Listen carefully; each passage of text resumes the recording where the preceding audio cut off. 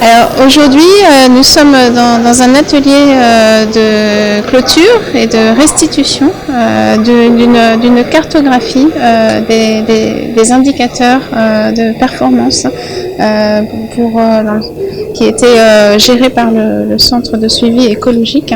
Et ce sont des indicateurs qui couvrent aussi bien le secteur de l'environnement, mais aussi de l'agriculture, de la nutrition, de la pêche. Donc c'est vraiment une approche intégrée.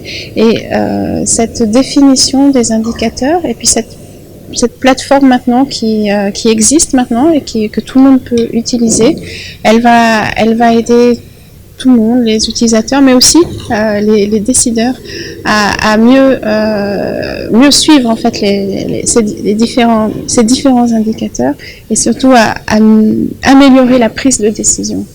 Comme vous le savez, les indicateurs sont très importants pour les décideurs. Depuis belle lurette, les financements ont été faits dans des secteurs bien précis et déterminés, mais comme l'a rappelé tantôt le président de l'Union de l'Association des élus locaux, on a l'impression qu'on se répète. Mais pour éviter ces doublons, pour éviter de nous répéter, il est clairement indiqué et souhaité d'avoir des données fiables, scientifiques, à travers des indicateurs de performance. Comme ça, chaque fois que nous sommes en face d'un partenaire, nous pouvons lui dire à temps réel, voilà nos besoins. Parce que quelque part, nous avons fait des interventions, quelque part, nous avons obtenu des résultats, voilà l'écart que nous avons constaté et voilà le domaine d'intervention que nous souhaitons.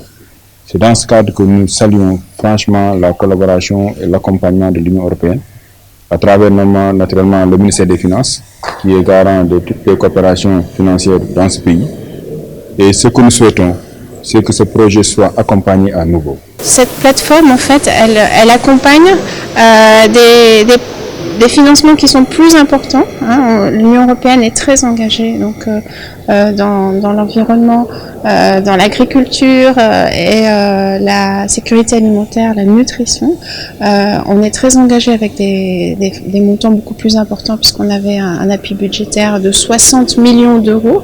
Mais justement, cette plateforme, elle va aider à mieux suivre les financements qui ont été faits, à mieux assurer leur pérennité et puis ça va beaucoup nous servir pour nos nouveaux appuis qui ont démarré récemment. On a maintenant un nouvel appui budgétaire de protection sociale pour la sécurité alimentaire et donc cette plateforme elle va justement faire un lien entre ces deux programmes et elle va nous aider à mieux suivre et surtout à améliorer et à affiner ce que nous faisons.